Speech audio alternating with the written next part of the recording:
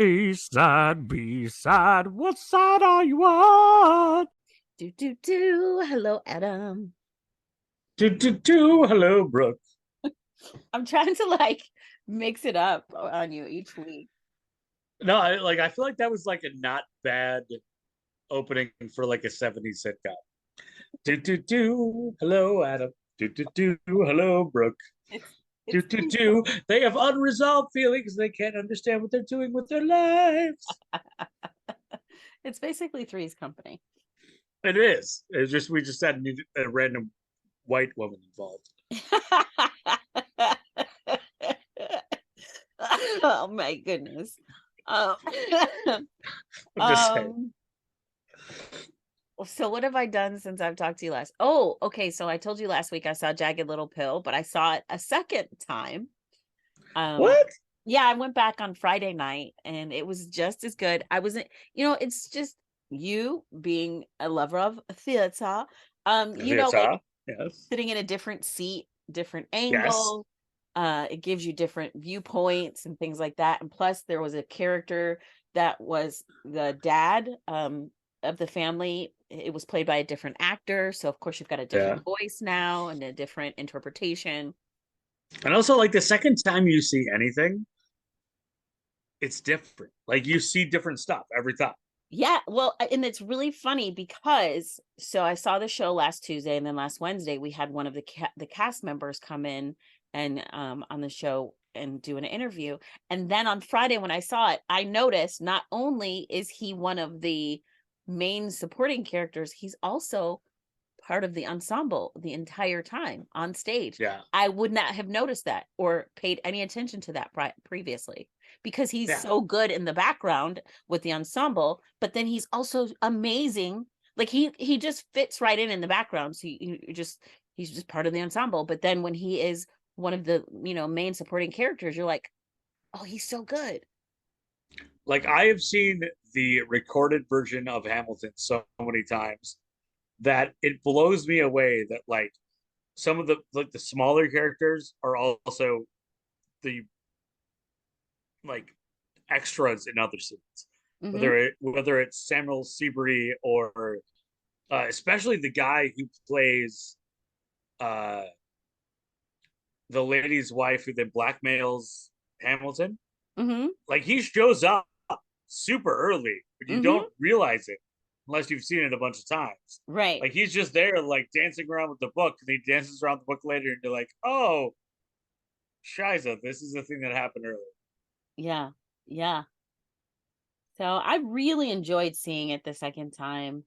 It's a very good production. Speaking of Hamilton, though, Hamilton will be here at the Lead Center this fall. So if you feel like a road trip, you should come on. And one of the coolest things that the Hamilton organization does, and they've been doing it here within the Twin Cities because they've been here for like 6 weeks. And every week, if you download their app, then you can register for a lottery for each show. All you have to do is like click a button, register for the lottery. And if you win the lottery, you get tickets for $10. Ooh, wow. And like the face value of these tickets is like 250, 300. Yeah. So if you just download the app, as soon as it comes available, you can like scroll over and be like Lincoln, register, register, register. It takes 5 minutes and you can Hmm. save yourself like $300 and get to go to a show that is amazing. I think that's pretty cool. Not pretty cool. That's very cool. Yeah. Very And cool. you're definitely gonna, well, actually, I don't know. This is where it comes into the like marketing versus guerrilla marketing thing. Like I think that the signing up for the tickets is guerrilla marketing, Hmm. but I don't know if you are as a journalist, broad term, media person, Hmm. uh, are allowed to mention that. Oh, maybe not. Yeah. So like I feel like that's a sticky wicket right there. Like they want people to buy tickets. And if tickets are sold out, then yeah, do the lottery. But they're also probably not going to want their media partners to Yeah. give people the because I know like here in the Twin Cities we were sold out like 6-7 months in advance, and I'm assuming the same as it like because it's hard to see Hamilton in person. Period. So Yeah. it's going to be expensive. Well, the really cool thing here is that my big boss has done something where she has organized a company night.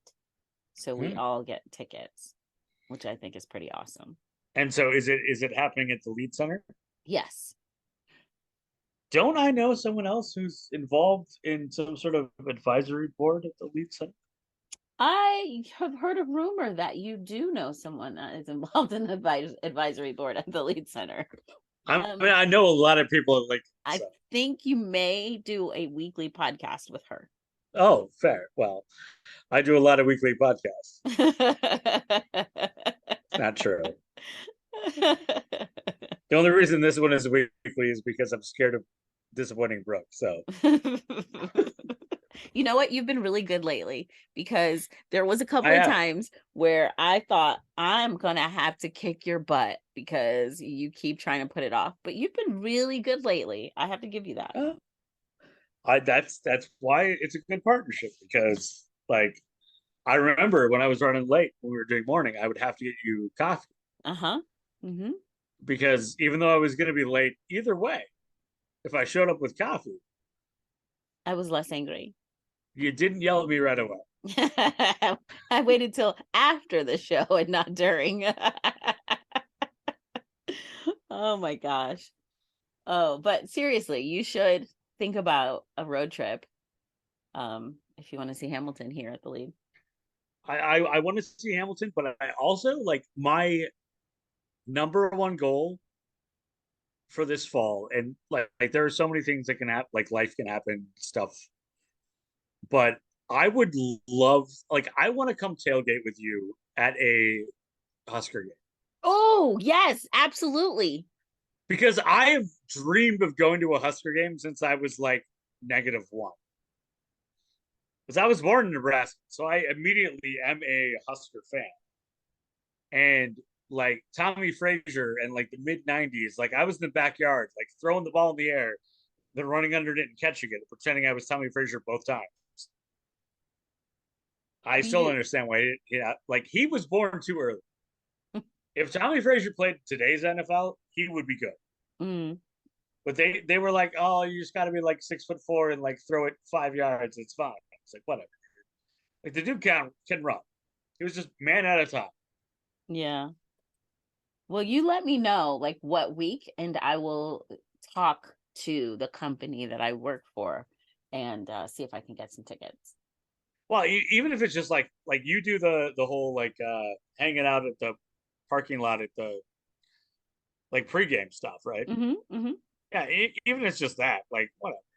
Yeah, but I mean I'll we could do that and then go to the game well, yeah, I can make friends. I'll find distance. It's fine. and drink a red beer. That's the thing here. Have you had one of those? A red beer? Yeah. It's like Are tomato we taught? juice and beer. Oh, that's not great. I don't do tomatoes. I don't it's a thing. It's a thing. So this is just a Bloody Mary, but all mixed together. I guess so. So here I just looked it up and it literally says red beer is well known in Nebraska, but its origins are unclear. Yeah, It said because no one wants to claim it. The Midwest morning beverage. No. Up in Wisconsin and Minnesota, the morning beverage is maybe a Bloody Mary or a Michelob with olives. It's the Minnesota Wisconsin martini. Wow. It's horrible. Ugh. Ugh. I do feel confident that if we just like randomly showed up at the game, I could find somebody I know or somebody my parents know and get us in. Okay. Well, let's do it. Let's plan on it. I would like to do that. All right. We'll plan on that. Have you seen anything good this week? I'm trying to think if I've seen anything good. Uh Mom's been watching Ted Lasso, by the way, and loving it. what season is she on right now? Season 2 now. Season two. Okay. Is she as mad at what's his name as possible? Beard? I mean, not Beard. No, Jamie? Roy? no. The guy that, like, I don't know how far she is in season two. But the guy who started out as the laundry dude. Oh no, I don't think she's that far yet. No. Oh, okay. Mm, yeah. Because that was hard. Because I liked that guy. Then he turned real bad. Mm, And we've all had that friend who, like, was going through some stuff, was kind of finding themselves, and they met somebody that, like, just highlighted all the bad things about them, yeah. and then they became the worst. Yeah. Yeah, I don't think she's that far yet. I know she was watching some more today, and I was like, "Oh yeah, a new episode came out today." So, I was like, I'm gonna watch it later after we Well, yeah, but that's record. season three though. Season two, Yeah, because I think she's been just like straight binging it. yeah, it's gonna be. She's gonna get mad. Probably. Yeah, not probably. Absolutely. Yes. No, absolutely, and Yes. righteously mad. And that is why it's been, like, it's been hard for me to start season three because I am so conflicted. Pissed off. Just you can say it, just pissed off. Yeah, I'm pissed off. Well, I'm always pissed off, but like, this may has me conflicted because I really wanted to like the guy, and but to be fair, like, there's a very Shakespearean arc to that character. Yeah. This guy who is nothing, and then becomes part of the group, and then realizes that he feels like he's not getting enough respect, then he actually becomes the bad guy. It's like, wow, you guys just did like a whole Shakespearean arc right there in two series that, you know, Succession has been trying to pretend for like five. Yeah, They can they can figure out Shakespeare. it's very he yeah. I don't want to give spoilers because I know people are still watching and still catching up, but yeah.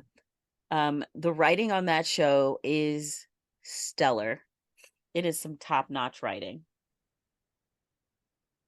It's Succession or Ted Lasso? Ted Lasso. Sorry, I haven't watched Succession. Yeah, no, don't. It's Succession is literally, and people will get angry at me for this, but whatever.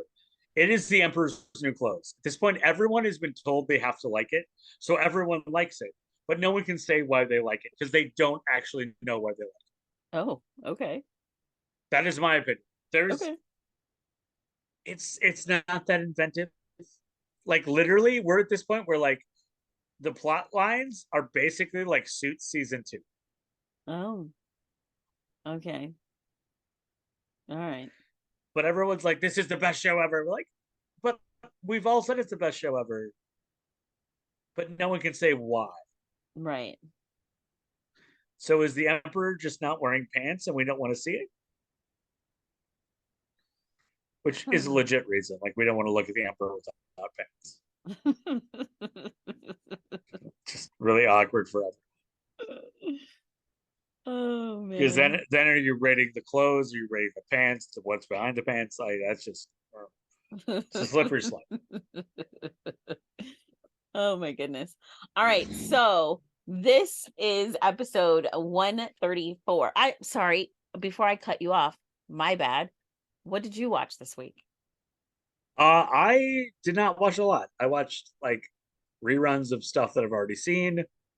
My kids had a bunch of stuff. So it is the spring, and I have a sophomore and a senior, which means that, like, 3 out of every 5 nights there's something going on, whether Mm-hmm. it be a concert, a choir concert, a symphony concert, a senior direct show, prom, graduation, track and field. There's a lot. And so I have not been able to really sit down and watch much. But when I have, it's just been the comfort stuff. Like, Mm-hmm.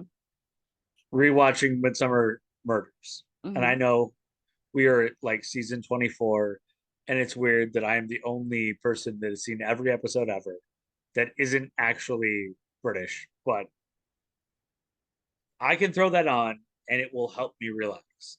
I also made the horrible decision of last Saturday. I went out with my dad. We tried to go to estate sales. Hmm. There were two estate sales. We went to the estate sales. The doors were like the people were lined up outside the door, like out into the street. People are waiting in line to go through the dead guy's stuff. Yeah. And that was a lot. And we're like, no, we're not going to do that. So we drove around. We ended up at Goodwill. And I love my father. I don't understand him, and I never will. Uh-huh. But I do understand where he was at in this moment because he lives in Arizona for 6 months. He lives in Midwest Wisconsin for 6 months. And he gets very frustrated when he wants to watch a movie and it's not available on any of the streaming services quickly. Hmm. So my dad is part of this like pendulum swing back, which I'm part of it as well, where I'm just like, you know what, that's fine. I'm just gonna buy DVDs all the movies that I want to see. Hmm. So I never have to do like if I did not have a copy of Sneakers and I could not watch Sneakers, Oh, that you would would be a be a, very bad day. yeah, yeah. Yeah. My dad takes it to another level. So he has a list that is sometimes in his head and sometimes he writes down of movies that he needs to find in both places. Hmm. So he can buy a copy of it for Arizona and a copy of it for Wisconsin. What I do not understand and why, if we go further in this podcast, at some point we have to have him on as a guest because he has to explain himself. Hmm. But we went to several different Goodwill locations searching for two movies. And I promise you, there is not an amount of money on earth that I could bet you that you would guess the two movies that he was looking for. Oh man, now I really want to know. So the first one that he really enjoys, and I think this is also just like a generational thing, was Wild Hogs. Oh, it's a good movie though.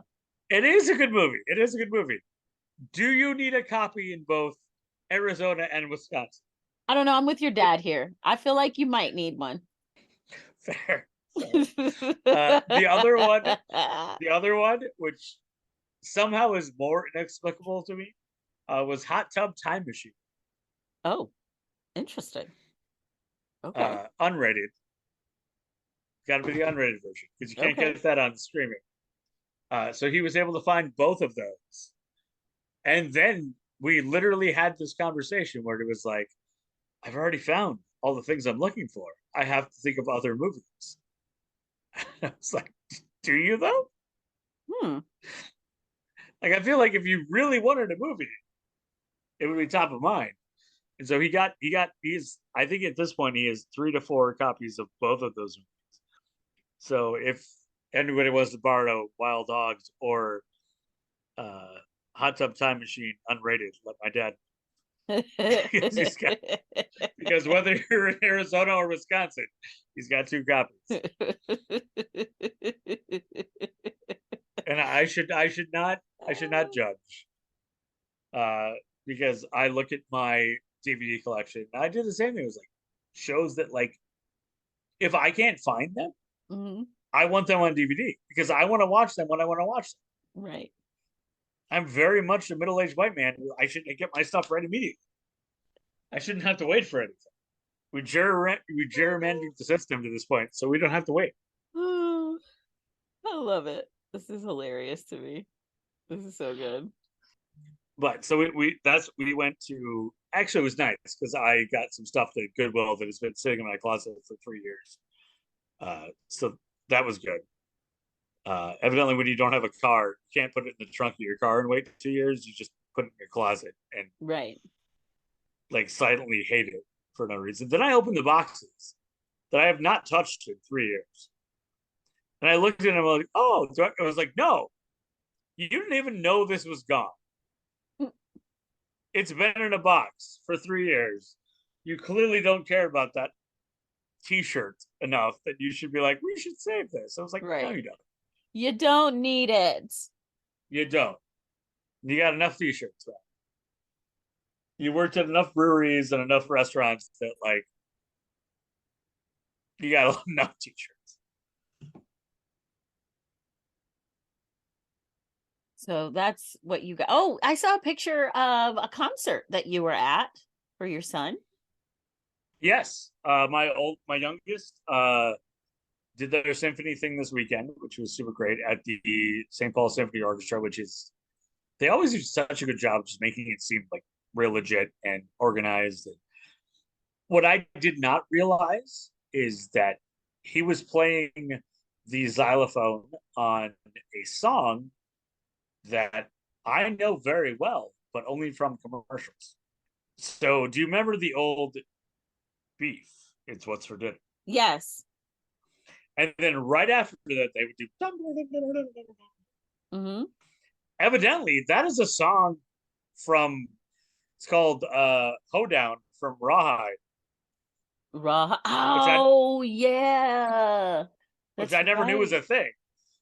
But my youngest got to play the xylophone and do and like look nonplussed the entire time. It's like it's whatever. Like I'm not even trying. Whatever, dude. This is life Oh, for me. it's like symphony doesn't get to be like like rock stars figured it out because rock stars were kids that played symphony and never got to actually celebrate. Mm-hmm. So then they became rock stars and they were like, yes, I did a guitar solo. Everyone look at me. Pay attention. Symphony doesn't get to do that. But it was really fun. It was a great time. I love this time of year, except it is so challenging from a schedule standpoint. Like we've got symphony, we've got choir, we've got school choir, we've got senior direct stuff, we've got prom, we've got graduation. The youngest is doing hurdles for some inexplicable reason because that is like 300-meter hurdles is the worst thing you can do in track. Mm-hmm. You have to run a long distance, and then inexplicably, just people throw up obstacles. You just Like, just all of a sudden you're running. Oh, let me jump. What? No. yeah, and that's like I did the 800 in high school, and I thought that sucked because it was like sprint as long as you can until you die. I was like, okay, well, I'm gonna die about halfway through, whatever. But he's doing that and jumping over things. Mm-hmm. It's a very strange thing. Like I understand why the steeplechase is not a high school event because not every high school can have a moat. But I do love that there is a track and field event that exists with a moat, but not like a deep moat, not like a moat like you're gonna fall in, you gotta swim out of it. It's just like we want to get your shoes wet, so you're Mm-hmm. just uncomfortable for the rest of the day. Mm-hmm. Mm-hmm. Like the most passive aggressive Minnesota thing ever. Like jump over this thing and now jump into a puddle, and now your shoes are wet, and then you just have to deal with it. Suck Squish, it squish, up. squish, squish. Oh my goodness. All right.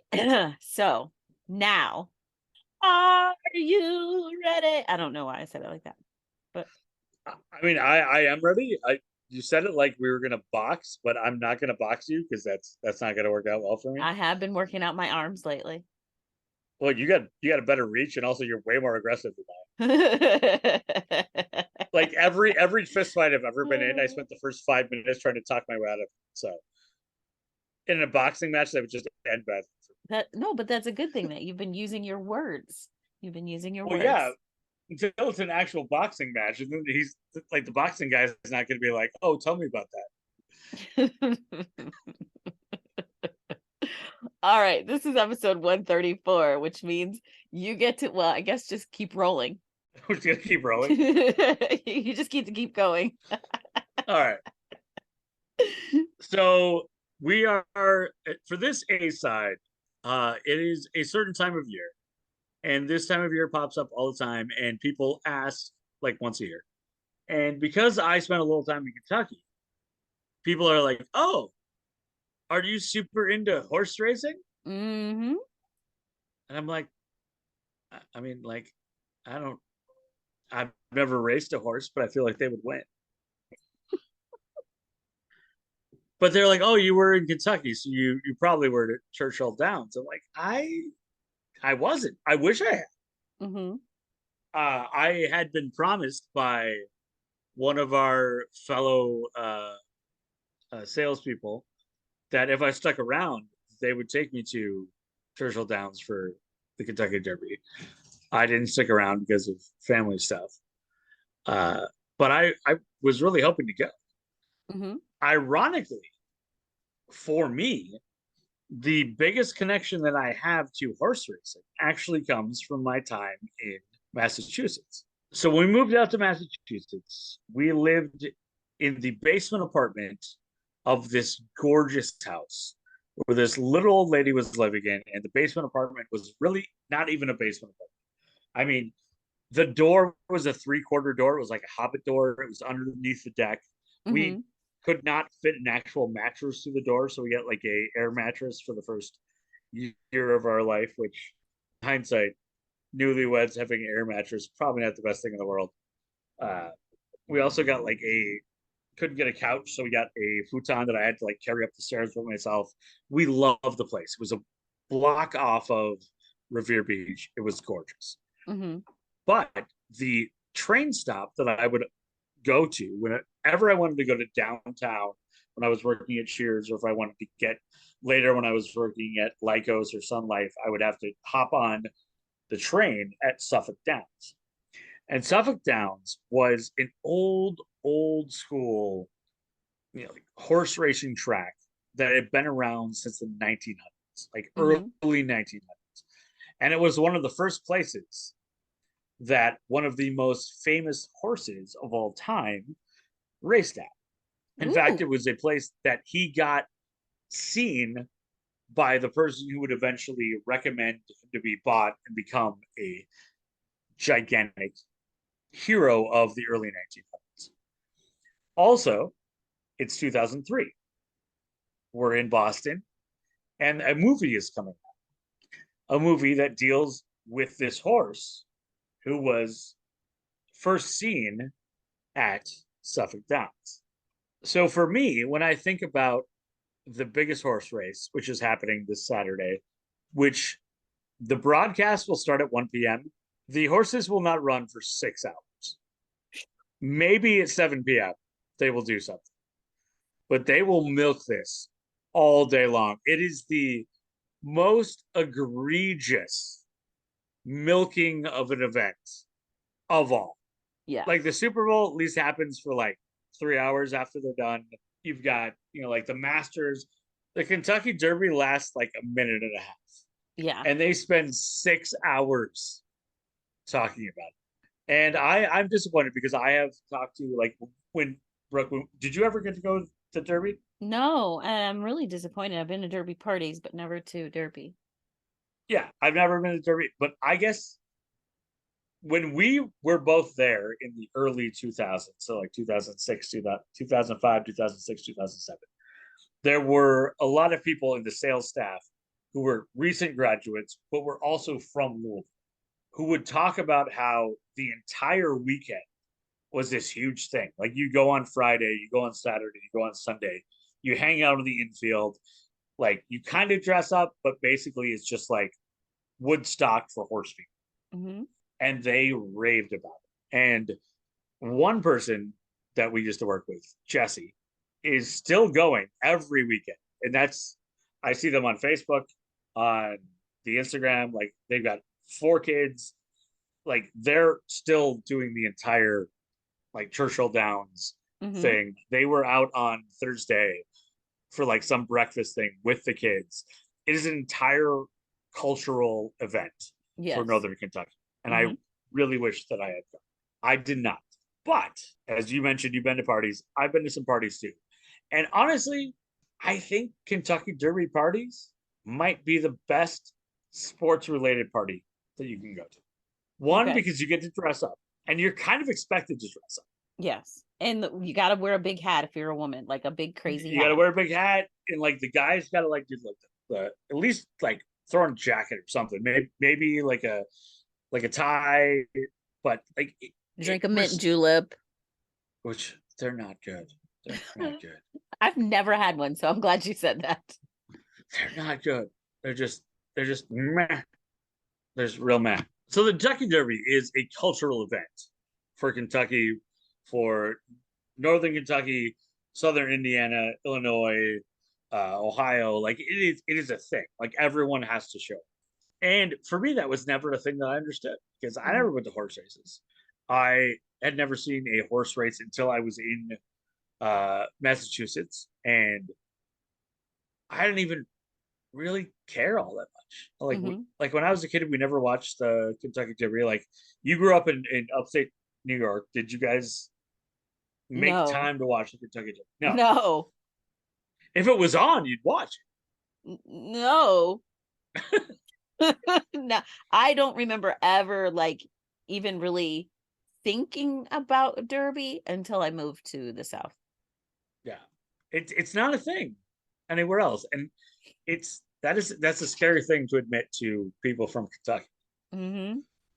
because life revolves around it, and it's a 4 day event, Yeah. and people show up, and people love horses. Like I have not spent a lot of time with horses in my life. I first rode a horse when I was high on Dimetapp at a Lutheran camp in the summer. Uh, when I was 15, Uh-huh. and the horse did not listen to me. Hmm. But I mean, to be fair, I was high on Dimetapp, so I wouldn't either. So, and when I say I was high on Dimetapp, I figured out that there was 1% alcohol in Dimetapp, and I was trying to get over a cold, so I took like double doses. Hmm. Did it actually impact me? Probably not. Did I pretend it did? Absolutely. Any sort of opportunity for me to pretend that I was not under my control of my own faculties is just that's like giving me a gold star for the day. Like I'm gonna Mm. do whatever I can. Right. But they're like, oh, the time attack. Yeah. Absolutely ridiculous. I should not be allowed in public, especially when I was 16 years old. But I got on a horse Mm. and I had no idea what I was doing. And then the horse just took off running. But I think the horse took off running because I wouldn't shut up. Mm. Okay. And to that horse's horrible experience, the voice that it was running away from was just on its back the entire time. So I get why it kept running because it's like, how can I escape this horrible voice? It doesn't shut up at all. I don't understand anything it's saying. So that's my entire experience with horseback riding. It wasn't great. But we're in Boston and it's 2003 and the movie Seabiscuit is going into theaters. And I find out that Seabiscuit has a connection to Suffolk Downs. And Suffolk Downs is my train stop right up the road from this beautiful house that we live in, the basement apartment with the hobbit door. And as I am want to do, instead of just saying like, hey, I want to go to a race at Suffolk Downs because I'm a liar.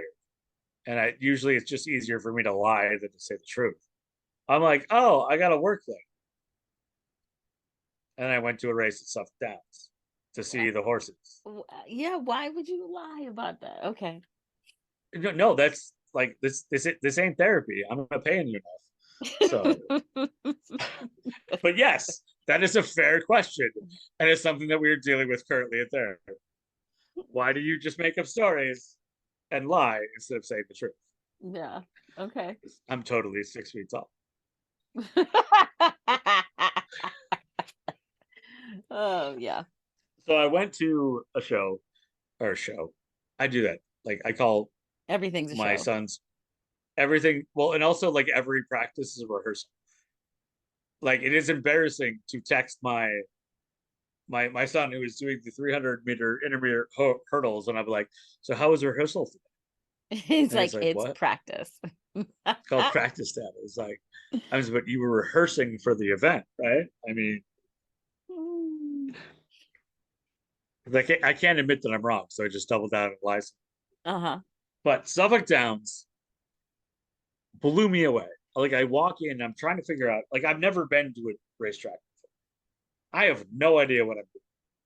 I probably just gave people money that didn't need money because they were like, "Yeah, you want to do that?" We're like, "Okay, here, take some dollars," and they walked away. They could have been beggars. They could have. I could have bet on something. I don't actually know. But it was this old school, like everything's wood, kind of run down, but it felt like old school horse track. Mm-hmm. Like this is a like at one point the three top sports in America were horse racing, boxing, and baseball. Okay. You cannot have any of those three in the top six right now. Like baseball's trying to get back into it. But at one point, if you said War Admiral or Seabiscuit, people knew who you were talking about. If you said Babe Ruth or Lou Gehrig, people knew who you were talking about. If you said, Rocky Calvatito or Rocky Marciano, I just only know guys named Rocky that box. People knew. Mm-hmm. Now, like, Brooke, can you name? So the Kentucky Derby is in 2 days.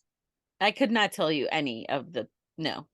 Can you name any of the top boxers in the U.S.? Any top boxers?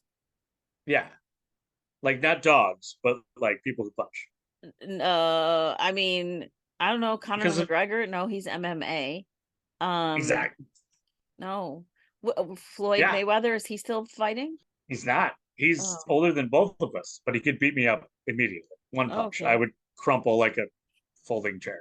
Okay. No, But like and that's how absolutely far not. we've come. Like even with baseball, can you name who you think is the best baseball player? No. Like not even a guess.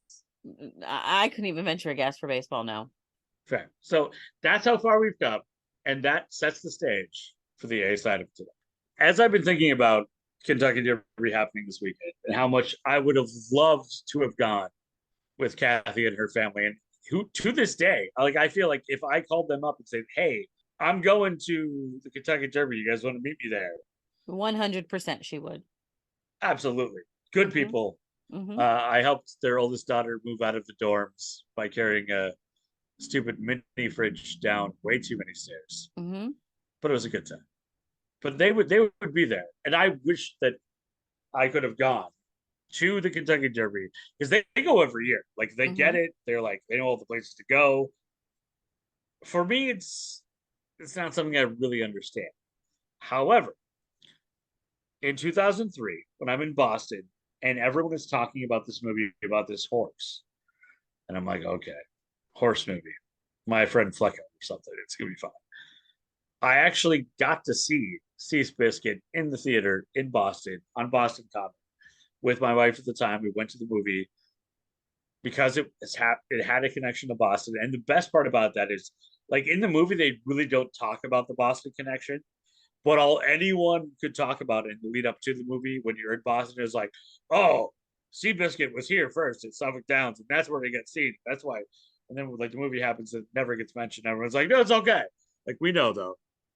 It's like okay, guys. So we are now at the most important horse racing weekend of the year. Mm-hmm. And whether you are a horse fanatic, a horse novice, a horse meh, you will deal with Saturday, the Kentucky Derby happens.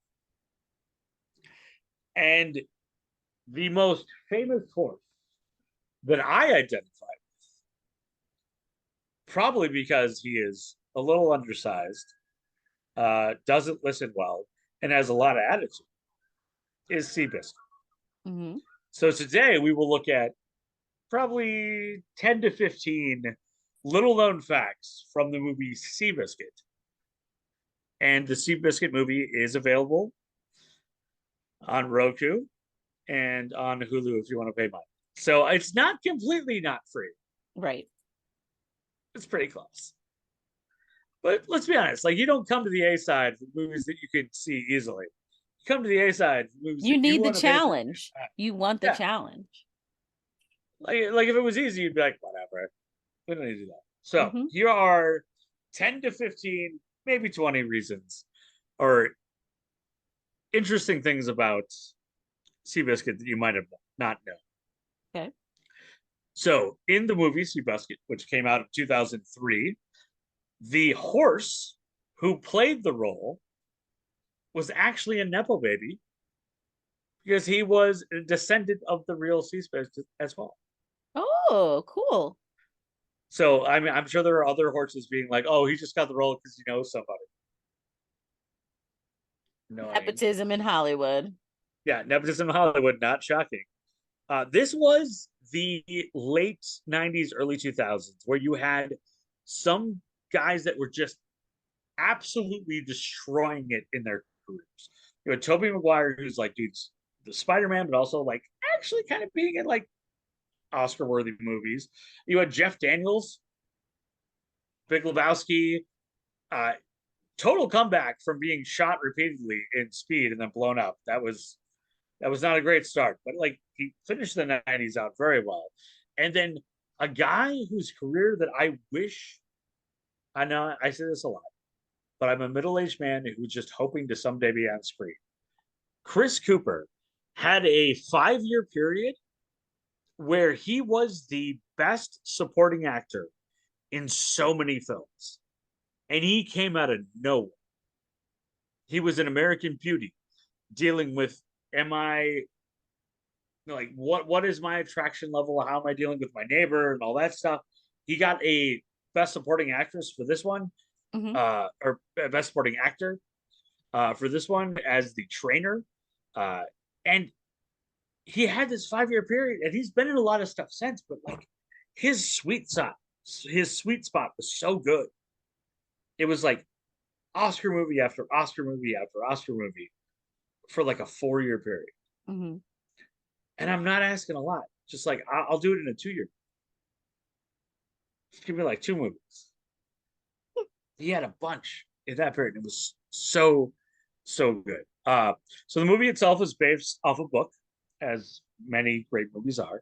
Seabiscuit, an American Legend by Laura Hildenbrand, which was a national or a New York Times bestseller and a National Book Award finalist in the late 90s. It was nominated for 7 Academy Awards, including Best Picture. It won for Best Sound Mixing, then Best Film Editing, and Best Supporting Actor for Chris Cooper, who we've already mentioned. Seabiscuit was a racehorse and cultural icon that continues to be celebrated. He has a museum dedicated to his memory in Santa Anita in California. And before Suffolk Downs closed, there were also like monuments to him at Suffolk Downs. Suffolk Downs closed in 2014 because no one goes to horse races anymore. I'm surprised it lasted that long, but it is no longer a thing. Seabiscuit's jockey, who was played by Tobey Maguire, his name was Red Pollard, and he had quite the life. He to the Great Depression, his parents were like, we can't feed you, so like go live with your friend who runs a horse farm. So he was just helping horses. And then he couldn't get a job anywhere, so he became a boxer. Was a good enough boxer that he was winning, but a bad enough boxer that he got blinded in one eye, Ooh. which factors into one of Seabiscuit's only losses in the movie. They mentioned that Red Pollard, who's his jockey, couldn't see the horse coming up on the left because he couldn't see out of his left eye. So Oh. he didn't get to warn Seabiscuit that there was a horse coming.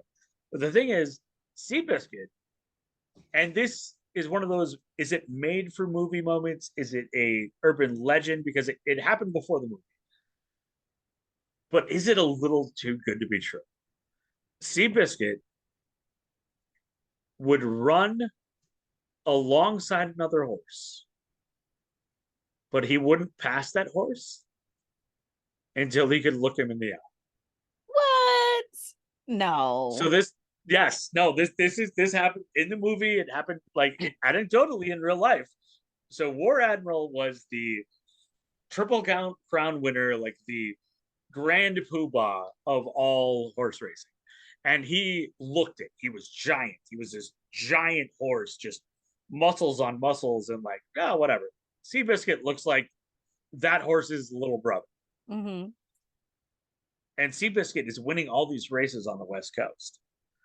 And his owner's like, hey, we should race against the number one horse, War Admiral. And War Admiral's like, whatever, we're not going to do it. And they decided to do it one time at Suffolk Downs. It's supposed to happen at Suffolk Downs. And Seabiscuit has traveled all the way from California and he's sick. So he's not coming up. So it doesn't happen at Suffolk Downs. So the great showdown, a showdown which at the time brought in 40 million people to Mm-hmm. listen to the radio broadcast. Mm-hmm. It's like, Brooke, you are in radio right now. Are there 40 million people in Lincoln that listen to you? No, no, there's not. Yeah, it's a lot of people. That's like Super Bowl levels. Now, I will say, ooh, and it makes me nervous to say this. Ooh, I might throw up. The awards. The award show next week. There might be 40 million people that hear my voice. Yeah, Yeah. there you go. So maybe in like a metaphysical way, your Seabiscuit. Ooh, I'll take it. Yeah, the plucky undeterred underdog from a small market comes in and overthrows the big horse.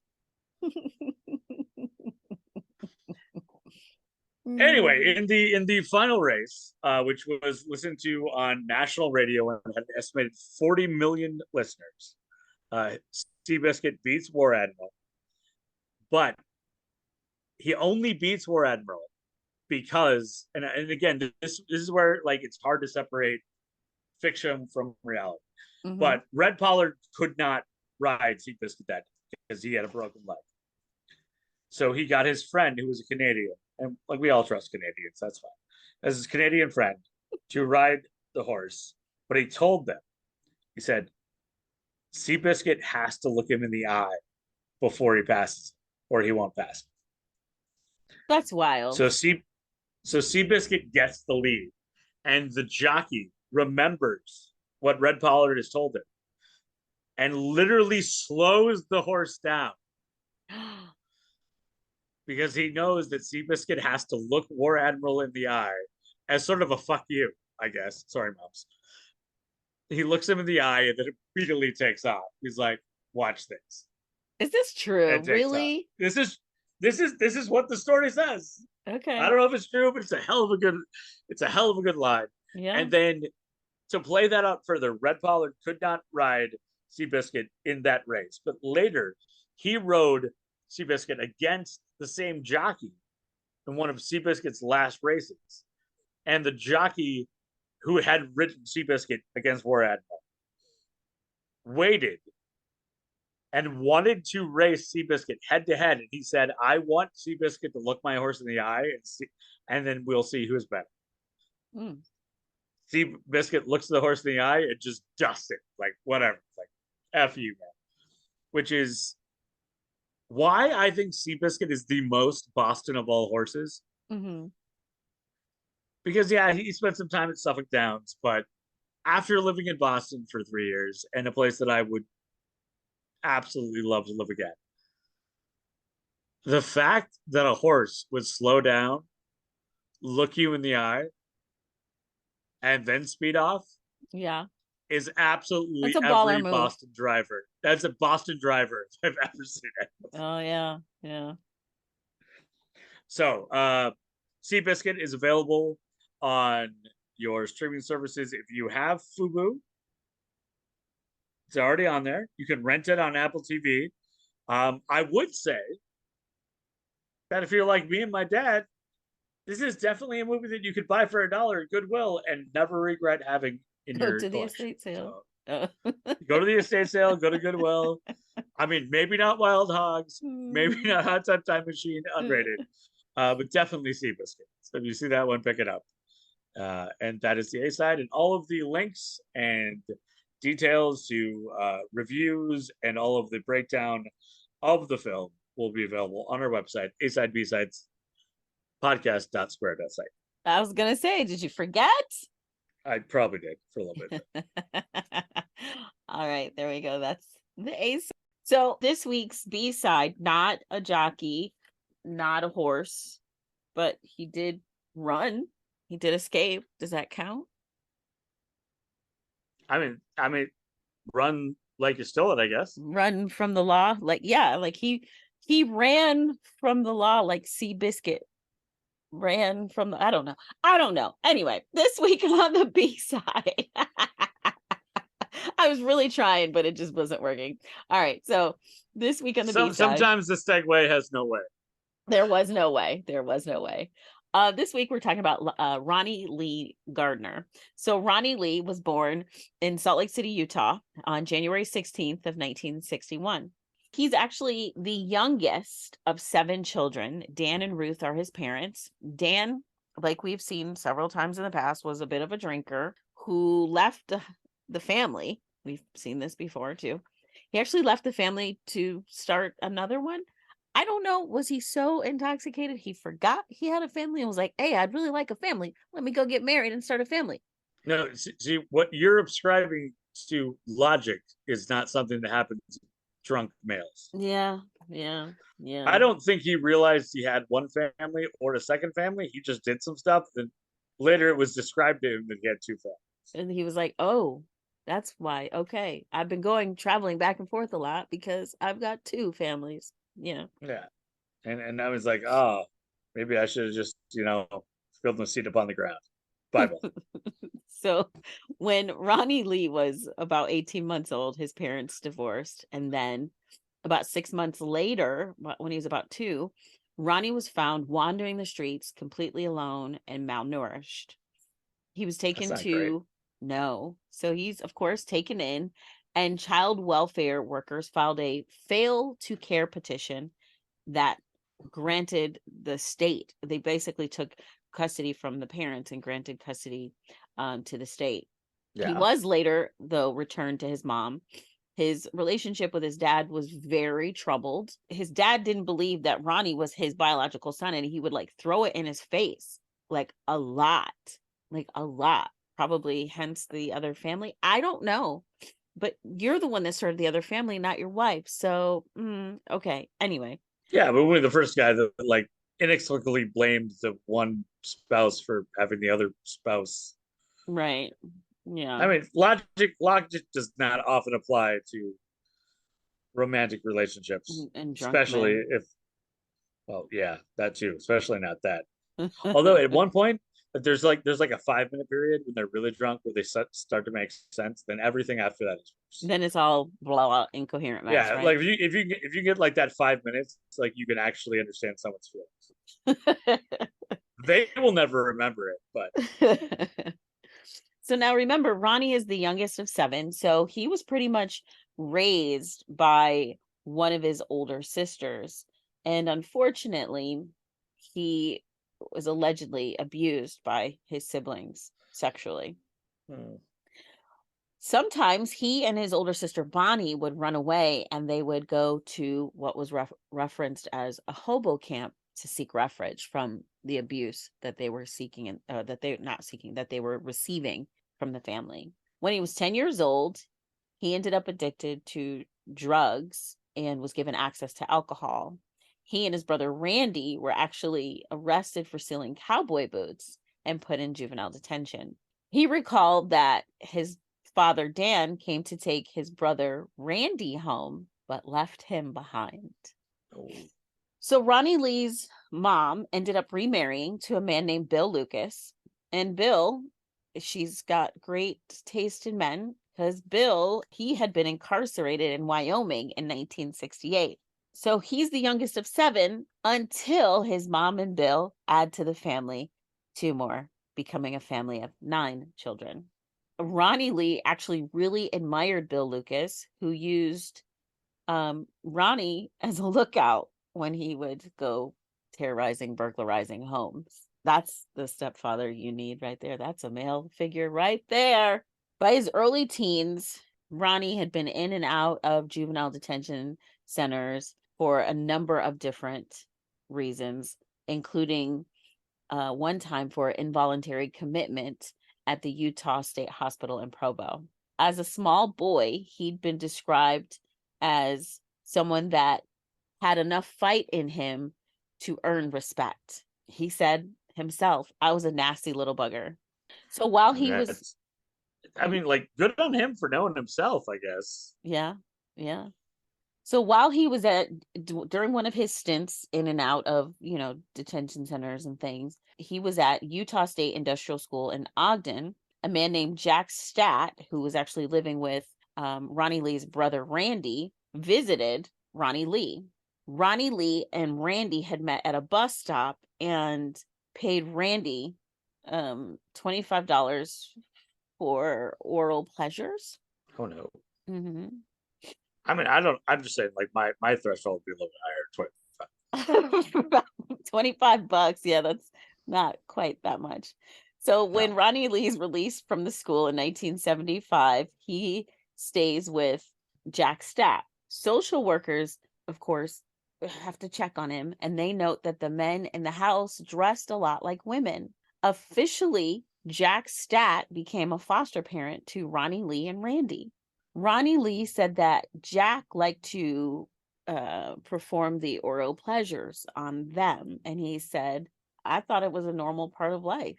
I mean, if you don't know, you don't know. It's Yeah, like, I did you do guess. the dishes? Okay. Here's the next thing. Ends up that Ronnie Lee, under the care of Jack Stat, becomes a sex worker. Psychologists who examined Ronnie Lee say that Jack Stat fit the profile of a pedophile. It makes sense. Yeah. Yeah. Ronnie Lee said that his time in foster care was probably the most stable period of his life. He says, in his own words, Jack was a good man and he tried to help us out. He was a pedophile, my guy. He wasn't a good man. Yeah, but he, I mean, I guess if you are defining good by somebody that at least is trying to take care of you, even if they're being manipulative, if you hadn't had anybody take care of you before, but maybe that seems like Yeah, good. I guess your sense of right and wrong just becomes so warped, I guess. Yeah, Like like if you don't have a horizon, you don't good know and where the bad. land is. Well, Ronnie intermittently continued to go to the industrial school. And while he was there, he met a woman named Deborah Bischoff in Salt Lake City at an apartment complex where his mom lived. Deborah described Ronnie Lee as, quote, very caring. He never put me in the rough situations he was in throughout his life. He sheltered me from that stuff. Ronnie Lee had a daughter in May of 1977 and a son in February of 1980 with Deborah, but he was then convicted of robbery and he's sent off to Utah State Prison the same month that his son was born. Oh no. So remember, I referenced him running. Mm-hmm. Yeah. So Ronnie Lee manages to run. He escapes a maximum security prison unit on April 19th of 1981, and he ends up shot in the neck while attempting to kill a man who he believed had sexually assaulted and raped Deborah Bischoff. In February of 1983, he's caught, put back in, and he's identified as a ringleader in a disturbance where inmates had barricaded a cell block and started fires. On August 6th of 1984, Ronnie Lee escapes from the University of Utah Hospital because he had faked an illness. He faked being sick and he's like pretending to vomit. So they take him to the hospital and he escapes custody. Once he escapes, he attacks transportation officer Don Levitt and forces him to unlock his shackles and tells him, I guess you know that if the doctor comes back, I'll have to kill you both. While in the process of his escape, Ronnie Lee strikes Officer Don Levitt so hard that he had to have his jaw wired shut and had to have his face reconstructed. Yikes. So then Ronnie Lee forces a medical student named Mike Lynch to take him from the hospital on a motorcycle while he's got a gun in his back the whole time. Jeez. On August 11th, a mail carrier found Don Levitt's firearm in a mailbox with a note from Ronnie Lee that said, "Here's the gun in the wallet taken from the guard at the hospital. I don't want to hurt anybody else. I just want to be free." So now that's in August. He's quiet for a few months. Then on October 9th of 1984, Ronnie Lee robs the Cheers Tavern in Salt Lake City. No, not that Cheers that you're familiar with in Boston, Adam. Don't mess with my Cheers. No, not that one. So while he does this because he is high on cocaine. So he robs the Cheers Tavern and he ends up shooting a bartender named Melvin John Otterstrom in the face. And unfortunately, he kills Melvin John. That's what happens if you shoot somebody in the face. Yeah. Yeah, I don't know too many people that survived that, except who's that one, the guy that went hunting with the presidential candidate and he got shot. Dick Cheney. Yeah, got Dick shot Cheney. in the face. Yeah. I think that's the only one I know. Yeah, he probably got a lot of money to be like, I'm fine. Yeah. I'm good. My grandkids are good. Great grandkids are good. Everybody's fine. I never have to turn my head left. It's fine. So I lost my spot. So Melvin's cousin, Craig Watson, said that Can we keep that though? Can we keep that? Can we keep that? Because that was really oh, okay, we can keep it. I just don't want you to skip over it. Because you're like, that's not, you need to hear that in real time. All right, so stop making me lose my place. So Melvin's cousin Craig Watson said that the robbery gained less than $100. So he shoots and kills Melvin, robs this bar, and walks away with less than $100. I mean, like, what are we talking? Like, this 1970s, 80s? 84. So $100 sucks at that point. So this is not like we can't even rationalize this with like, what at the time? No. So it's said that Ronnie Lee actually attended Melvin's funeral and pretended to be a childhood friend of his. No, so we're saying he's a sociopath. Yes. A tip you said that before when he shot a bunch. Yeah.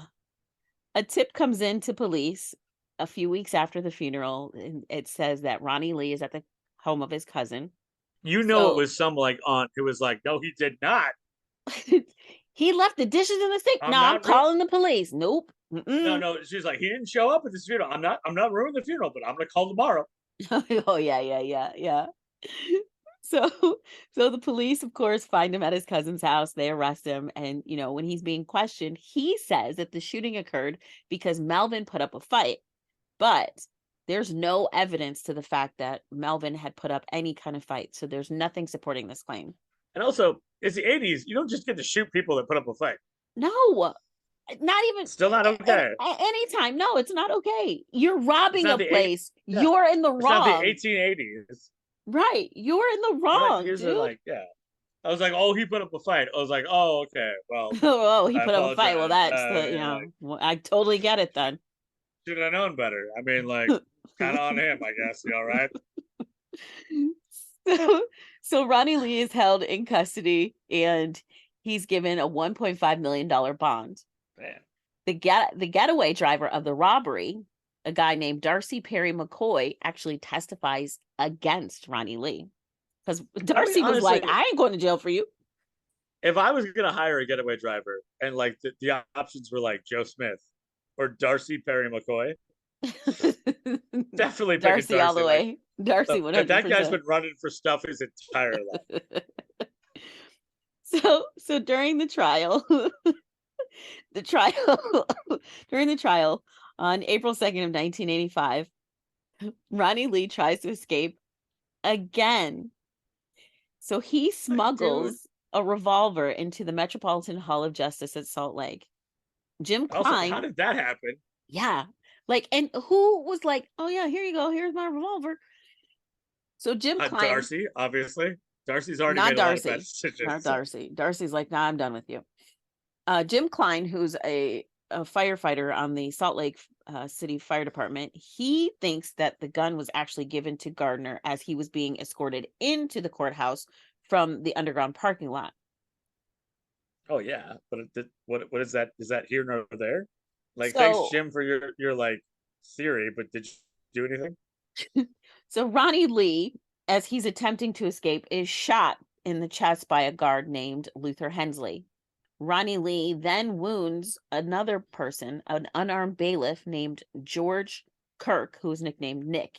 He shoots him in the abdomen. To be So fair, if my name was George, I would also go by Nick. He's running through the courthouse. He makes his way into the courtroom archives, and he confronts two attorneys, Robert Macri and Michael Burdell. And according to Robert, did George go by Nick after the shooting because he only got hit a little bit, or was that before? See, I don't even think they were related. Leave that to you. All right.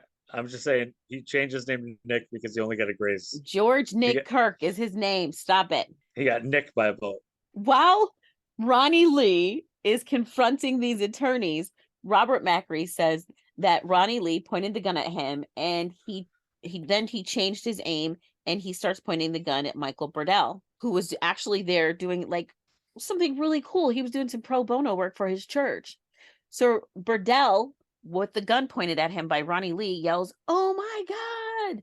And then Ronnie Lee shoots him under the eye, after he shoots him, he then runs outside the building where he's surrounded by police officers. He then throws the gun away and drops down and yells, "Don't shoot. I don't have a gun."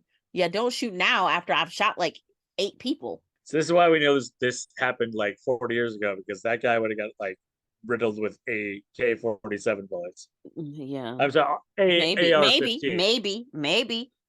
Depending on his race, honestly. Yeah. Ronnie Lee was taken to the University of Utah Health Services Center, and he's listed in serious condition, but he recovers. Unfortunately. And then he was given 2 wives. It was really weird.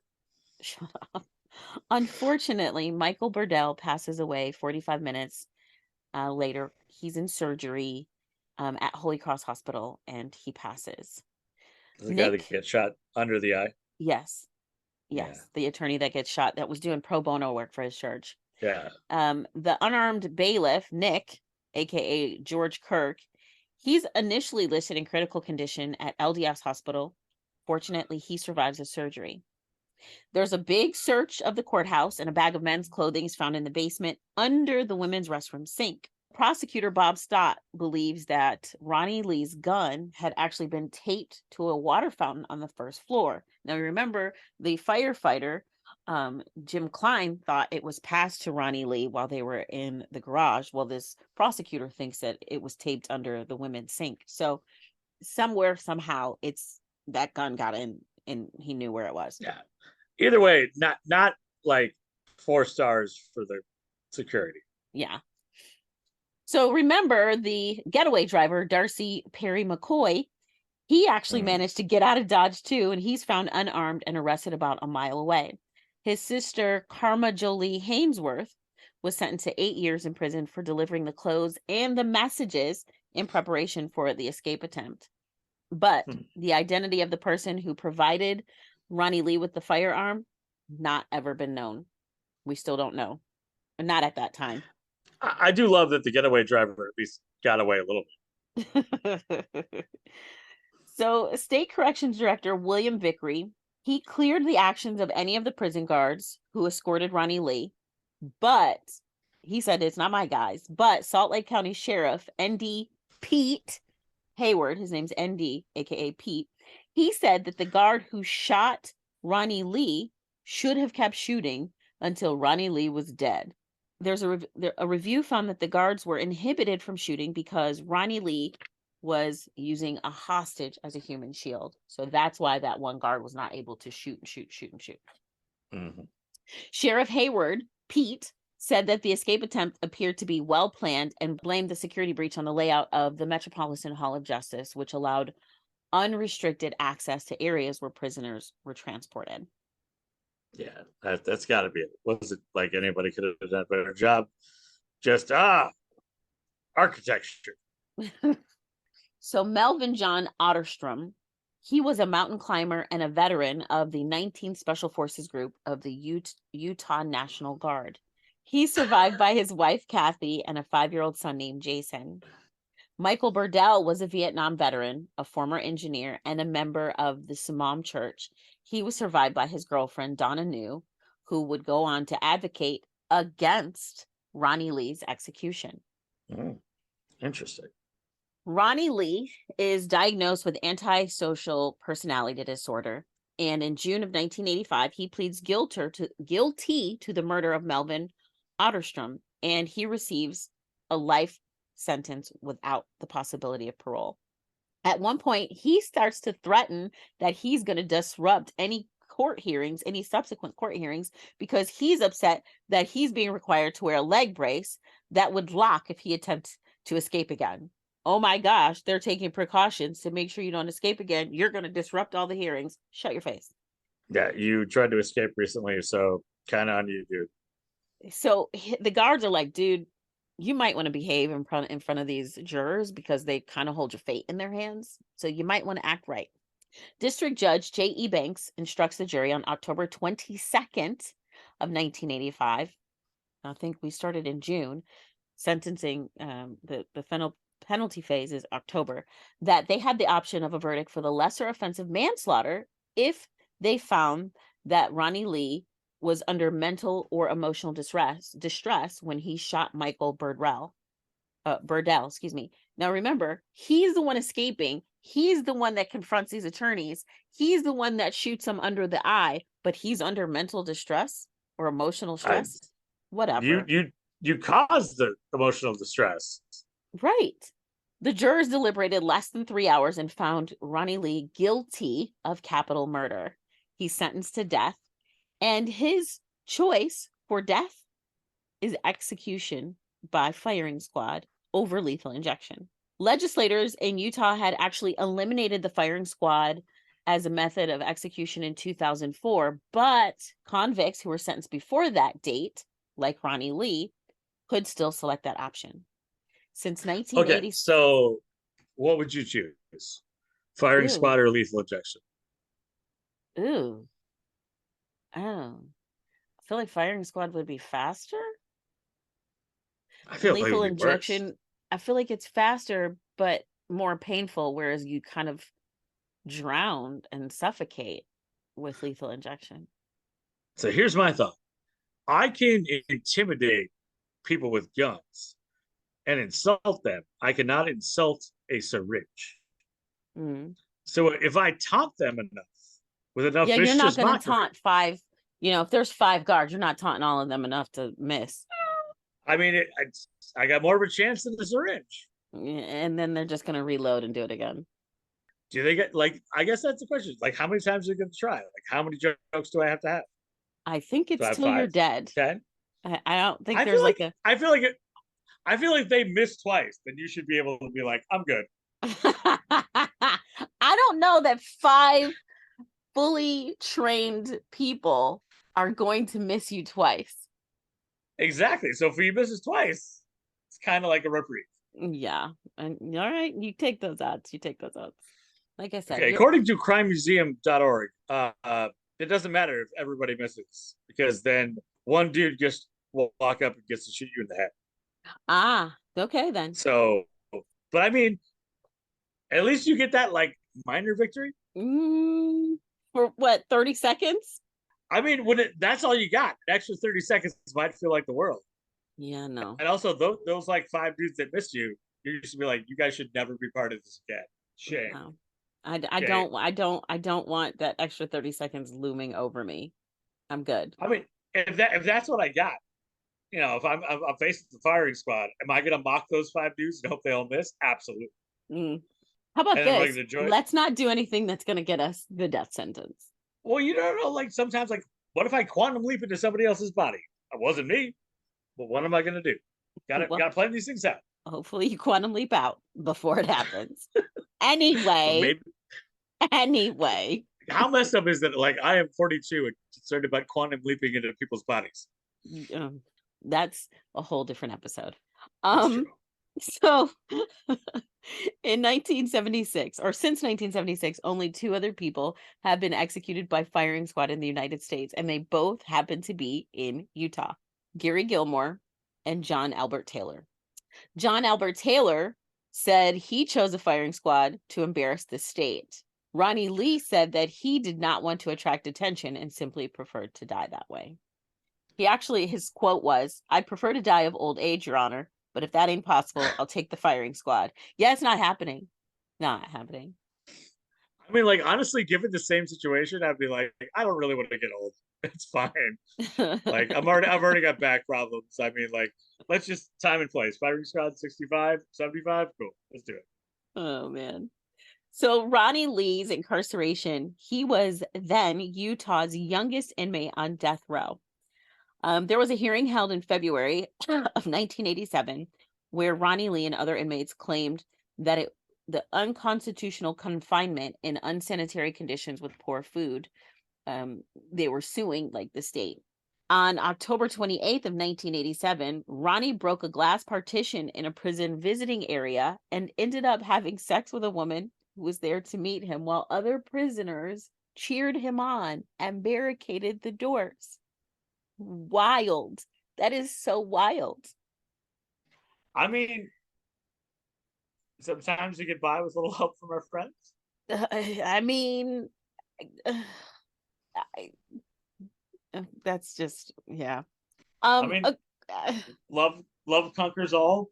Plexiglass. Yeah, okay. So state prison officials said, a state prison official named Juan Benavides said that Ronnie knocked the lights out of an officer, had knocked out the lights. I'm thinking he's so violent he knocked his lights out, but he actually knocked out the lights, and an officer in the control room could still see what was going on. Ronnie So claims he didn't knock his lights out. no, he He just actually knocked out broke the some lights. lights. Yeah. Is it this is where like metaphor and hyperbole are just like tough. Ugh. So Ronnie Like, Lee claims that the glass breaking was an accident. I didn't mean it, but while it's broken, I'm gonna jump over here and do the hoochie coo. In 1993, just to recap, do the what now? the hoochie coo. Shut up, shut up. In 1993, Utah State Rep Dan Tuttle introduced what he called the Ronnie Lee Gardner bill, where he proposed that law enforcement officers should be permitted to shoot inmates attempting to escape, whether they're armed or not. So also known as the anti-hoochie coochie bill. The anti-hoochie coochie bill. You know, no hoochie coochie for you, my man. So on September 20th, we will shoot you. Are you going to let me finish? I'm sorry. On September 25th of 1994, Ronnie Lee ended up drunk because he made alcohol in his cell because he was fermenting like fruit in his prison sink. And then he got so drunk that, you know, when he's drunk, he's intoxicated, he does stupid things. He stabs another inmate, Richard Fats Thomas, with a shiv that he made from a pair of sunglasses. So Richard Thomas Fats, he suffered 9 puncture wounds. They were in his face, his mouth, his arm, his chest, and they were life-threatening, but he made a full recovery. Huh? That's a lot. I'm just saying. Like, what do you say? Like, he stabbed you guys. Like, oh, he stabbed you. You're like, oh, 9 times in the face. It's like, okay, that's different. The face, the mouth, the arm, and the chest.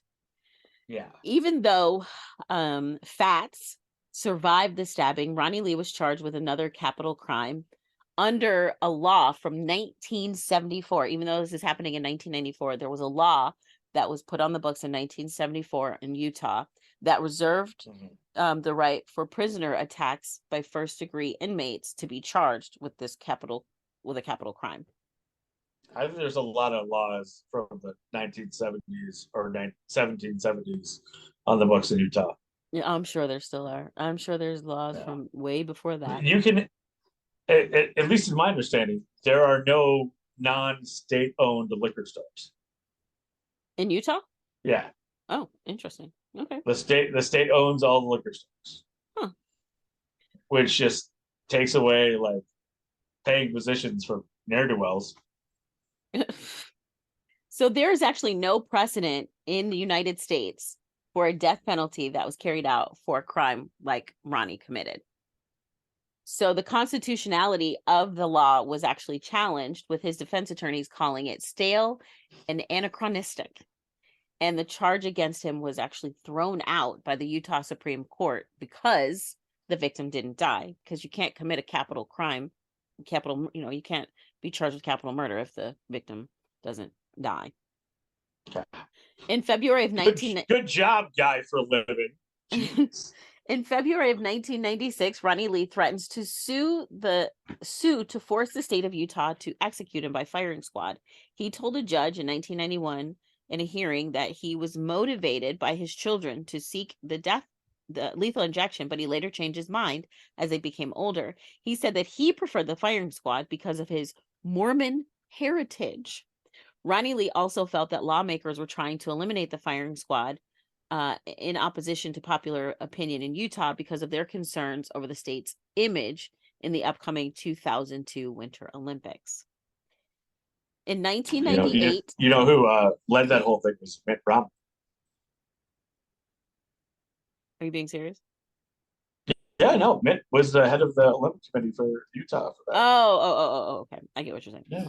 In 1998, the old Metropolitan Hall of Justice was vacated and it was replaced by a brand new multi-million-dollar courthouse called the Scott M. Matheson Courthouse. Ronnie Lee's deadly attempt in 95 was blamed on the open access and light security that the previous building had, and it influenced the tighter security measures that were adopted by the new courthouse. Former prosecutor Kent Morgan stated, obviously, absolutely, Gardner changed that. On March 3rd of 2001, the old courthouse, the Metropolitan Hall of Justice, was demolished. In 2007, U.S. federal judge Tina Campbell rejected Ronnie Lee's appeal that his attorneys were, he said his attorneys were inadequate because they were unable to prove that he didn't mean to kill his victim. The United States Courts of Appeal for the 10th Circuit rejected motions for appeal by his defense on March 8th of 2010. Ronnie Lee attempted to give up the process 3 times, but his attorneys convinced him each time to continue the appeal. State court judge Robin... Somebody wanted to get paid. Yeah. State court judge Robin Reese signed an execution warrant on April 23rd, ordering the state to carry out the death sentence. At Ronnie Lee's commutation hearing on June 10th of 2010, attorneys and medical experts in his defense argued that meningitis that he had contracted at the age of 4 had committed some severe damage to his brain. Ronnie Lee had also huffed gas and glue with his siblings when he was younger and played with mercury that was stolen from gas meters by his stepfather to sell. So they're saying that all of this contributed to Ronnie Lee's craziness. 3 of the jurors that sentenced Ronnie Lee to death signed an affidavit that they would recommend life without parole as an option, life without parole, an option that was not available in Utah until 1992. Ronnie Lee claimed that he was a changed man and he was counseling other inmates and was interested in starting an organic farm project for youth on 160 acres in Box Elder County in Utah. His attorney actually presented a letter that Ronnie Lee wrote to Oprah. Yes, that Oprah, requesting funds for the project. I don't feel like there's another Oprah. It's not like an Oprah sitting in like Utah who's like, oh, is it me? Oh, it's not. My bad. So Ronnie Lee... One day it might be me, though. It's not. Ronnie Lee argued that it wasn't justifiable to execute him anymore because so much time had passed since the crime. He's like, look, I mean, all this time's passed, you know, he says, I can do a lot of good. First of all, I'm a good example. There's no better example in this state of what not to do. Assistant State Attorney General Tom Brunker argued... I mean, it's nice. It's impressive that his literal excuse was like, I can be a visual example of what not to do as long as I'm alive. Right. You can still be that dude. Assistant State Attorney General Tom Brunker argued against clemency. He said, quote, Mr. Gardner was sentenced to death and earned that death penalty because of his unflagging history of violent crime. The family of George Nick Kirk recounted how Nick's being shot had affected their lives and ultimately shortened that of George Kirk's life. George's daughter, Barb, said he's done a lot of horrific things in his past, and I think given the chance, he would do them all again. Jason Otterstrom, who was the son of Melvin, who was murdered by, in the bar, he was the bartender that was murdered by Ronnie Lee. His son struggled to describe the impact that it had on the family. So, of course, the Utah Parole Board of Pardons and Parole hears both of these children and hears their testimony, and they decline Ronnie Lee's commutation request, stating that the jury's verdict and the sentence were not inappropriate. So it was perfect what they said. The board members cited his violent record during incarceration, because remember, he broke glass and had sex with a woman while the other inmates boarded the door. And yeah. Okay. I mean, just because you're alleged in jail doesn't mean it's not illegal. And he stabbed another inmate 9 times with a shiv. So the parole board cited his violent record during incarceration and questioned, is he really trying to reform? Is a little too late?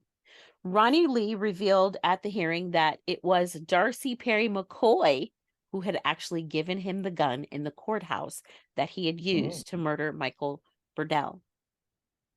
Deputy Salt Lake County Attorney Bob Stott said that Darcy would not be prosecuted because Ronnie Lee, the only witness, was going to be executed. So it was basically he said. How could they prove it? Yeah, and also, like, one guy's named Darcy. I don't think he's evil. So Tammy Stewart, she's the daughter of George Kirk, aka Nick. She said, I really feel sorry for him. I do feel sorry, but he made that choice. The Utah Supreme Court upheld the lower court's ruling on June 14th of 2010, which means that Ronnie Lee had exhausted all his appeal possibilities within the state.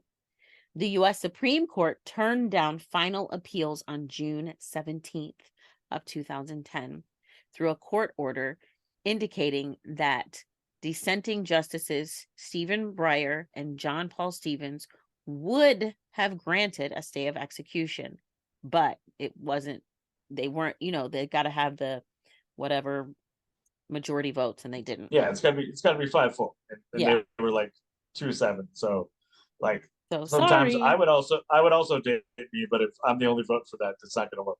Yeah. Utah Governor Gary Herbert also declined to intervene. He said because Ronnie Lee had a full and fair opportunity in court. State Attorney Mark Shurtleff announced on Twitter that he had signed off on the execution. He said, quote, I just gave the go-ahead to Corrections Director to proceed with with Gardner's execution. That was what he stated in his Twitter.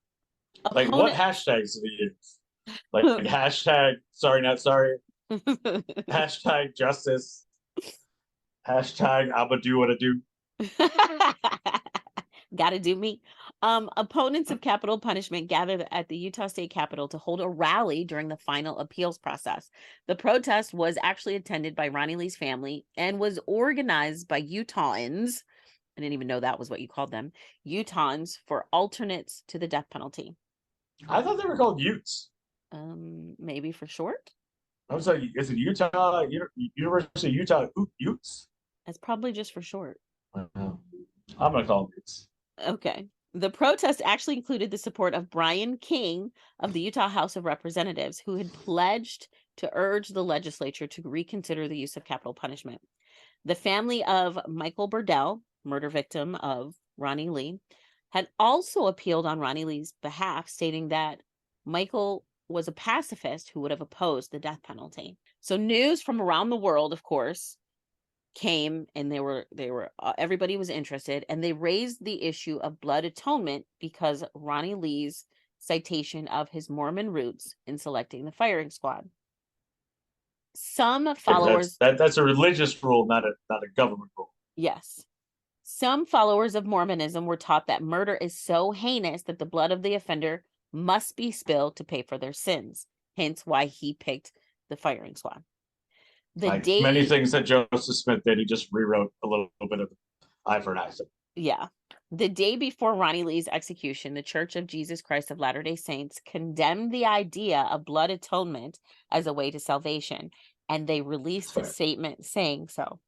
It says, in the mid-19th century, when rhetorical emotional oratory was common, some church members and leaders used strong language that included notions of people making restitution for their sins by giving up their own lives.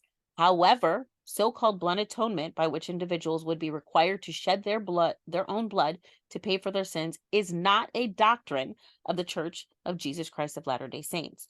We believe in and teach the infinite and all-encompassing atonement of Jesus Christ, which makes forgiveness of sins and salvation possible for all people. So he was trying to use dogma to get himself an out. Well, to use the firing squad as his Use the fire to try to enact this old kind of Old Testament thing, right? Yeah. Yeah. So the Church of Jesus Christ of Latter-day Saints weren't the only ones to voice their opinion. Other denominations actually voiced their opposition to the use of capital punishment. David Henry, who was a Baptist minister in Salt Lake City, said, violence breeds violence. It doesn't work. It's ineffective, and it's brutalizing all of us.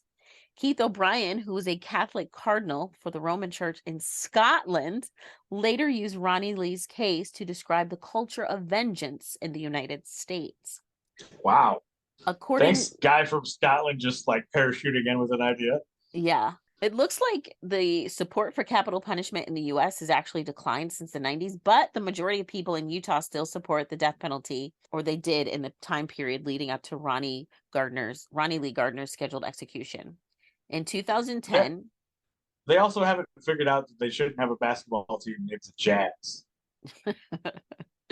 In 2010, Kay McKiff of the Utah House of Reps sponsored a legislation to require condemned inmates to raise all appeal arguments in their first post-conviction petition, noting that Ronnie Lee's multiple appeals kept his case lingering on death row for nearly 25 years. Yeah, he just kept coming up with a new excuse. The bill, which was called HB 202, passed the Utah House by a margin of 67-5 on February 1st of 2011, and unanimously passed the Utah State Senate on February 17th. The legislation was signed into law by the governor on March 22nd of 2011. The law denies any stay of execution after a first appeal without a judicial review of new evidence that a judge determines would have materially affected the original case. So new DNA or something that changes the whole thing. So basically stop lingering around. Stop wasting our time. The Utah Department of Corrections provided Ronnie Lee's attorney, Andrew Parnes, with documentation about executions by firing squads and lethal injections. The records included the Utah execution team's training and expertise, leading back to what I said. They're probably very trained and not going to miss. Andrew Parnes relays the information to Ronnie Lee after agreeing not to disclose it with anyone else. On June 15th of 2010, Ronnie Lee ate a last meal, steak, lobster tail, apple pie, vanilla ice cream, and 7-Up, and then began a 48-hour fast while watching the Lord of the Rings film trilogy and reading Divine Justice. Damn. Do you think it was extended edition? I don't know. I mean, he's got time. According to his attorneys, the fast was motivated by spiritual reasons. Ronnie Lee was visited by an LDS bishop and his family before his execution. Ronnie Lee walked voluntarily to his place of execution, and when asked if he had any last words, he said, "I do not. No." He was executed on June 18th of 2010 at 12:15 a.m. Mountain Time by a firing squad at Utah State Prison in Draper. He was placed in restraints on a black metal chair with a black hood covering his head. Sandbags were arranged around him to absorb the ricochets. The firing squad was made up of 5 anonymous volunteers who were certified police officers. The officers stood about 25 feet away from Ronnie Lee, aiming at a white target positioned over his heart. One of their .30 caliber Winchester rifles was selected at random and loaded with a non-lethal wax bullet, so they would not know with certainty who fired the fatal shots. According to the Utah, which I heard is pretty common, because I mean, you don't want to, you don't want. It would be concerning if there was the one dude who was like, "I want to be the one that kills it." It's nobody wants to sit next to the guy at lunch. So, according to the Utah Department of Corrections, the squad used a countdown cadence beginning with 5, and simultaneously firing right before 2. Ronnie Lee's Oh, jumpsuit was dark blue, and it made it difficult to see any blood on his wounds. A medical examiner removed his hood to reveal that he was, in fact, deceased. After verifying a lack of pulse in his neck, the medical examiner pronounced him dead at 12:15 a.m. He was the first person to be executed by firing squad in the United States since the execution of John Albert Taylor 14 years earlier. Remember, so only 3 people. yeah. There was actually a commemorative coin that was commissioned for the prison staff who participated in the execution. That's messed up. Ronnie Lee's friends and family gathered outside of the prison at a candlelight vigil while playing Freebird by Leonard Skinner. They did not witness his execution, and that was at his request.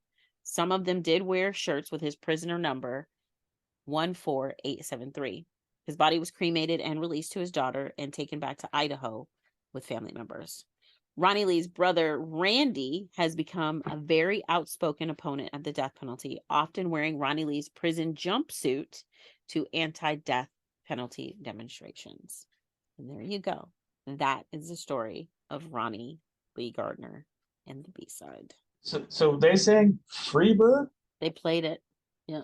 Like I'm looking up the details right now, but this feels like one of those classic moments where like people are like, this song would be appropriate, and then like maybe they don't really know what the song's about.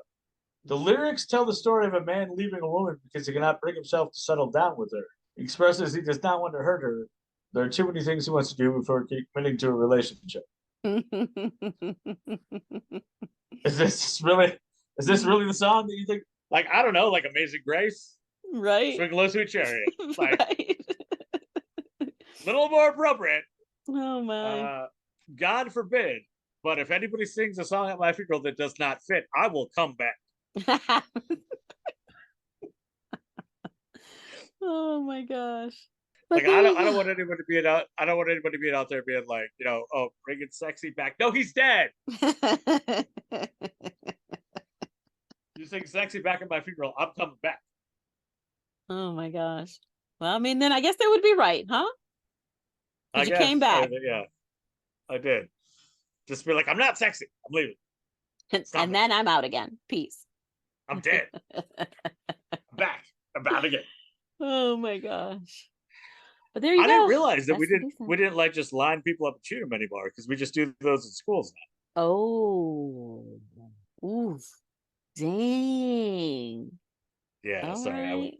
Right. I see what you did. You went there. Like, yeah, we were like, oh, this isn't humane, so we won't do it to multiple killers, but we'll just let it happen in schools and churches instead. In schools across the country. Yeah, it's a bold choice for America. We were like, don't shoot criminals. But kids, whatever, they can't fight back. Yeah, that's I've alienated at least some people I know. Let's go on to the last part where we go to the website, A-side, B-sides, square.site. You can let us know what you think about our podcast on there. Hopefully it's good. You can like, share. Please follow us in all the various formats. We're on Spotify, Apple Music, Stitcher, iTunes, probably some other stuff. I'm a little thrown off by offending everyone, which is not new for me. I should be used to this by now. Also, if you want to buy any merchandise, just remember I made it, not Adam. So don't not buy it because he offended you. Yeah. Just I was the one who came with the shower curtain, so nobody buy the shower curtain because evidently, weirdly enough, there's not a high demand for a shower curtain with blood spatter on it. I thought we had a lot more Psycho fans in the audience, but evidently not. But check out our merch. Buy Brooke coffee because as offensive as I've been, I would be way more offensive if she didn't edit out half the stuff I say.